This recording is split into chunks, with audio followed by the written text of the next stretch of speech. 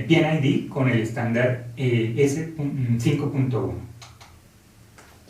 Este es el diagrama pictórico que nos estaba representando el esquema de control feedback. Y si vamos a comunicar este diseño de acuerdo al estándar S5.1, pues tenemos que hacer una serie de cambios. Por ejemplo, esta imagen que está representando un elemento primario de medición de temperatura, pues lo vamos a representar con este símbolo, indicando que se encuentra el sensor, el elemento primario de temperatura se encuentra en campo. Y vamos a suponer que el lazo es 101. El transmisor indicador, pues lo vamos a representar también con este círculo indicando que se encuentra en campo. Es un transmisor indicador de temperatura y que recibe una señal eléctrica de este sensor de temperatura. La señal estándar de 420 mA hasta el controlador la vamos a representar de esta manera, una línea punteada. Podemos dejar una indicación que es una señal de 420 mA, y finalmente el controlador indicador de temperatura, si es un instrumento standalone, se representa de esta manera. Y recordemos que también el lazo controlador transmisor pues requiere una fuente de alimentación, pero en el caso de los PNID con el estándar S5.1 no se representa esa batería en este tipo de diagrama. La señal esfuerzo de control mapeada en la 420 mA también se representa con una línea punteada que debe llegar hasta la válvula de control. La válvula de control pues la vamos a representar con este símbolo, y también vamos a indicar con este otro la etiqueta alfanumérica, la válvula de temperatura del lazo 101. Necesitamos comunicar la señal de 3 a 15 PSI con la cual funciona con la señal de 420 mA que genera el controlador. Y en ese caso pues vamos a utilizar este símbolo que nos indica que es un instrumento convertidor del lazo de temperatura 101, convierte una señal I 420 mA a P 3 a 15 PSI.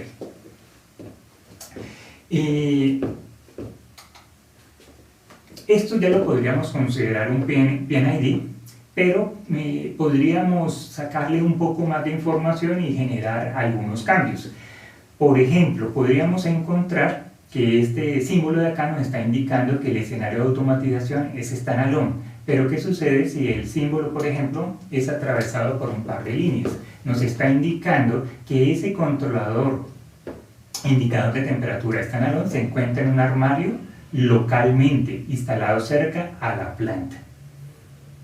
¿Qué sucede si el símbolo cambia y ahora está rodeado por un cuadrado?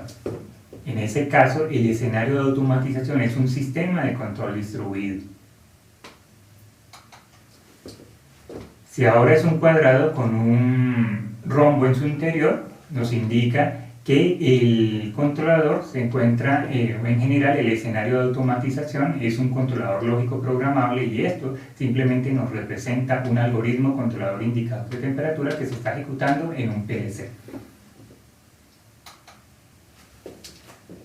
Si el símbolo del controlador ahora es un hexágono, nos indica que esto es un algoritmo controlador indicador de temperatura que se está ejecutando en un computador industrial que se encuentra instalado en un armario local, en campo.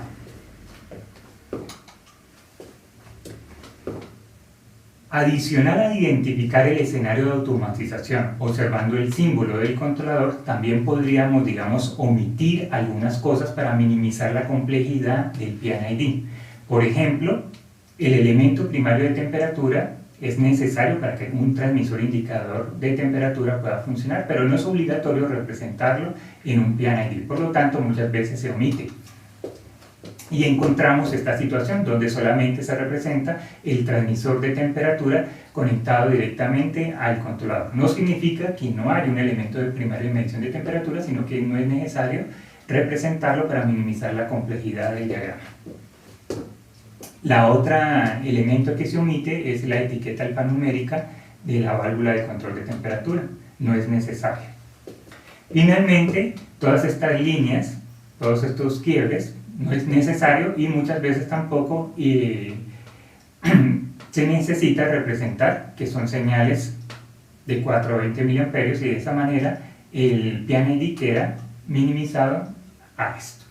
Un transmisor indicador de temperatura que comunica 420 mA a un controlador indicador de temperatura que se encuentra en un armario local en planta que entrega un esfuerzo de control de 420 mA a un convertidor IP que le comunica 3 a 15 a una válvula de control.